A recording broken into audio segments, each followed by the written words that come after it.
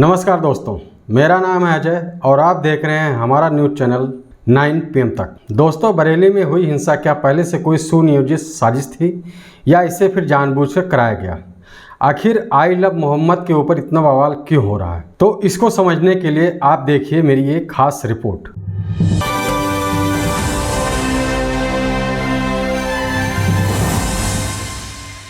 क्या हमारे देश में आई लव मोहम्मद विवाद के जरिए त्योहारों के मौके पर माहौल बिगाड़ने की कोशिश की जा रही है? और इसके लिए जानबूझकर जिन राज्यों में बीजेपी की सरकारें हैं वहां पर हिंसक विरोध प्रदर्शन किए जा रहे हैं। और क्या त्योहारों पर माहौल बिगाड़कर देश की अर्थव्यवस्था पर चोट करने की कोई नई साजिश है?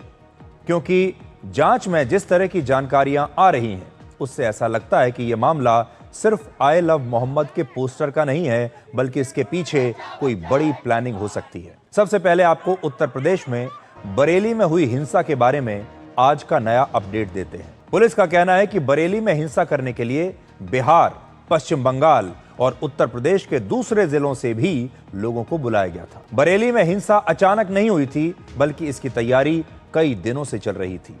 पहले से ही पोस्टर, बैनर और हमला करने के लिए बॉटल्स जमा कर लिए गए थे। इस हिंसा का मास्टरमाइंड मौलाना तौकीर रजा को बताया गया था और उसे पुलिस ने गिरफ्तार कर लिया है।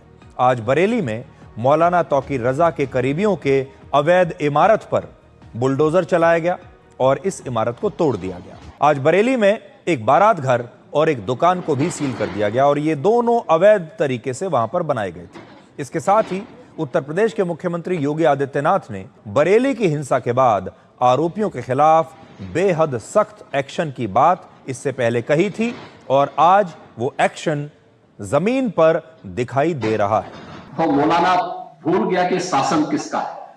वो ये मानता था धमकी देंगे और हम जबरदस्ती जाम कर देंगे। हमने कहा जाम नहीं होगा, कर्फ्यू भी नहीं लगेगा, लेकिन कर्फ्यू का सबक तुम्हें ऐसा सिखा देंगे कि तुम्हारी आने वाली पीढ़ी दंगा करना भूल जाएगी। क्या तरीका है? आप सिस्टम को ब्लॉक करना चाहते हैं और यही प्रवृत्ति थी यूपी के अंदर। 17 के पहले यही होता था और हम इसी बात को कह सकते हैं कि 17 के बाद हमने कर्फ्यू भी नहीं लगने दिया, लेकिन ऐसे बैरियर को चुन चुन करके वे जिस प्रकार की भाषा को समझते थे उस प्रकार की भाषा से उनको समझा करके उसको उसकी सजा दिलाने का काम भी किया है। शुक्रवार को जो घटनाक्रम हुआ था उसके पश्चात कई लोग चिन्हित हुए थे वीडियो और फोटोज के आधार पर, जिन पे कार्रवाई की गई। इसमें मौलाना तौकीर के साथ साथ बहुत सारे तौकीर के एसोसिएट्स जो हैं वो जेल गए हैं एविडेंस के आधार पर। इसी क्रम में जो फोटो और वीडियोज प्राप्त हुए थे उसमें ये भी पाया गया कि इसमें बाहर के भी काफी लोग शामिल थे। इसमें बंगाल, बिहार के लोगों की भी पूर्व में गिरफ्तारी सुनिश्चित करके उनको जेल भेजा गया है। इसके साथ साथ न केवल बरेली बल्कि आसपास के जनपदों के लोगों की संलिप्तता भी कुछ सामने आई है। इससे कन्फर्म हो गया है कि अचानक की प्रतिक्रिया नहीं थी, बल्कि पूर्व से सुनियोजित थी, जिसमें पहले से ही पोस्टर, बैनर, बहुत सारे बॉटल्स और बहुत सारी चीजें इकट्ठी की गई थी और ये लोग शामिल थे। आपको याद होगा 4 सितंबर को यह विवाद कानपुर से शुरू हुआ था, लेकिन अब ये उत्तराखंड, मध्य प्रदेश, बिहार, महाराष्ट्र और गुजरात में भी फैल चुका है। भारत के नक्शे पर जरा आप देखिए, इन राज्यों में आपको क्या समानताएं दिखाई देती हैं। ये वो राज्य हैं जहां पर बीजेपी या फिर एनडीए की सरकारें हैं। अब इन्हीं राज्यों में खास तौर पर इस विवाद के जरिए माहौल बिगाड़ा जा रहा है और इन तस्वीरों में आप देख पाएंगे कि कैसे देश के अलग अलग हिस्सों में अब इस पोस्टर के मुद्दे पर विरोध प्रदर्शन किए जा रहे हैं। इन तस्वीरों को देखकर ऐसा लगता है कि त्योहारों के इस समय पर जानबूझकर माहौल खराब करने की कोशिशें हो रही हैं। हमारे देश में नवरात्र से लेकर छठ के पर्व तक लगभग 1 महीना हिंदू त्योहारों का समय होता है। इस दौरान नवरात्र, दशहरा, दिवाली और छठ के त्योहार मनाए जाते हैं। पूरे देश में खुशियों का माहौल होता है, बाजारों में रौनक होती है और पूरे साल हमारे देश के लोग बचत करते हैं और फिर दिवाली और नवरात्र पर खुलकर अपना पैसा खर्च करते हैं। इस बार जीएसटी की छूट की वजह से त्योहारों पर बम्पर कारोबार होने की संभावना है। अब आप इन 2 तारीखों पर जरा ध्यान से नजर डालिए। पहला 3 सितंबर, इसी दिन जीएसटी में छूट का ऐलान किया गया था और दूसरी तारीख है 4 सितंबर, यानी इसके अगले ही दिन कानपुर में आई लव मोहम्मद का विवाद शुरू होता है। क्या कोई ये साजिश कर रहा है कि त्योहारों पर देश भर में लगातार हंगामे होते रहें, माहौल खराब होता रहे, लोग बाहर निकलने में, बाजार जाने में डरने लगें, खरीदारी कम हो जाए और लोगों को जीएसटी के सुधार का फायदा न मिल पाए। कई राज्यों में माहौल बिगाड़ने की कोशिशें हो रही हैं, लेकिन उत्तर प्रदेश खास तौर पर निशाना है और उत्तर प्रदेश के ही कई शहरों में अब माहौल बिगाड़ने की ऐसी कोशिश चल रही है। उत्तर प्रदेश के सीतापुर में एक प्राइवेट स्कूल में हिंदू धर्म के बच्चों से जबरदस्ती एक धार्मिक स्लोगन लिखवाया गया जिस पर आई लव मोहम्मद लिखा था। 4 सितंबर को कानपुर से शुरू हुए इस विवाद को लेकर कुछ लोगों ने जानबूझकर अफवाह फैलाई और इसलिए यह विवाद आज कई राज्यों में फैल चुका है। कानपुर के मामले में सच को जानबूझकर दबा दिया गया और आप भी शायद जानते नहीं होंगे कि सच क्या है, क्योंकि यहां पर सच आप तक पहुंचने नहीं दिया गया। क्या वाकई में यह कोई विवाद था?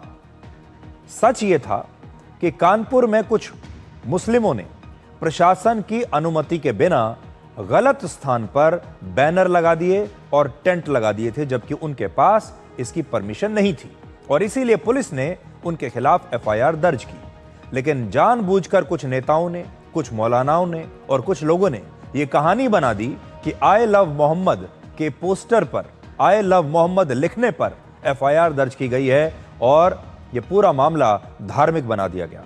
सोचने वाली बात यह है कि जो विवाद कानपुर में केवल एक पोस्टर लगाने से शुरू हुआ, वो पूरे देश में कैसे फैल गया। हमारे देश में ऐसा पहली बार नहीं हुआ है। पिछले 11 वर्षों में छोटे छोटे मुद्दों पर हंगामा करके लगातार देश में माहौल बिगाड़ने की कोशिशें होती रहती हैं। थोड़ा पीछे आपको ले जाता हूं। वर्ष 2019 और 2020 में, जब आपको याद होगा, नया नागरिकता कानून आया था जिसे हम CAA कहते हैं। CAA का बहाना बनाकर जगह जगह पर विरोध प्रदर्शन किए गए थे, हंगामे किए गए थे। दिल्ली में शाहीन बाग में 101 दिनों तक यह प्रदर्शन चला था और तब दिल्ली में दंगे भी हुए थे। वर्ष 2020 से लेकर 2021 तक किसान आंदोलन के जरिए दिल्ली में लगभग 1 साल तक दिल्ली के आसपास के इलाकों में यह धरना प्रदर्शन चलता रहा था। हाईवेज को बंद कर दिया गया था, ब्लॉक कर दिया गया था। इसके बाद वर्ष 2022 में कर्नाटक में छात्राओं को हिजाब पहनकर कॉलेज आने से जब रोका गया तो इस स्थानीय मुद्दे को एक राष्ट्रीय मुद्दा बना दिया गया और देश के अलग अलग शहरों में इसे लेकर भी प्रदर्शन हुए। इसके अलावा कभी अग्निवीर योजना तो कभी पेपर लीक जैसे मुद्दों पर युवाओं को भड़काकर हिंसक प्रदर्शन किए गए। पिछले ही हफ्ते आप देखिए 24 सितंबर को लद्दाख में भी एक ऐसी ही हिंसा हुई जिसमें 4 लोगों की मौत हो गई थी। इस हिंसा में भी नेपाल से लोगों को बुलाने और नेपाल जैसा विद्रोह यहां करने के आरोप लग रहे हैं। दरअसल ये एक डीप स्टेट की सोच है जिसमें विदेशी ताकतें हमारे देश को लगातार अस्थिर करने का एक भी मौका चूकती नहीं।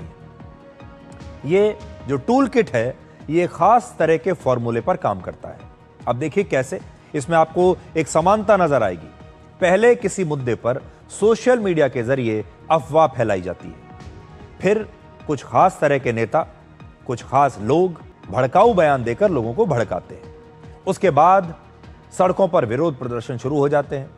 विदेशी ताकतें इसके लिए देश के कुछ नेताओं को, एनजीओज को, अलग अलग कार्यकर्ताओं को, अलग अलग संगठनों को लगातार फंडिंग करती रहती हैं और ये जो सारी चीजें होती हैं ये लोकतंत्र के नाम पर की जाती हैं, अभिव्यक्ति की आज़ादी के नाम पर की जाती हैं। कभी कहा जाता है कि कोई एक खास धर्म खतरे में आ गया है और इस प्रकार की बातें करके ये विरोध प्रदर्शन देश में आग की तरह फैलाने की कोशिश होती है। दोस्तों, उम्मीद करता हूं कि आप पूरी बात समझ गए होंगे और ऐसे ही देश विदेश और दुनिया की खबरें देखने के लिए हमारे न्यूज़ चैनल 9 PM तक को अभी सब्सक्राइब करें और हमें फेसबुक और इंस्टाग्राम पर भी ज़रूर सपोर्ट करें। मिलते हैं फिर किसी और वीडियो में, तब तक के लिए धन्यवाद।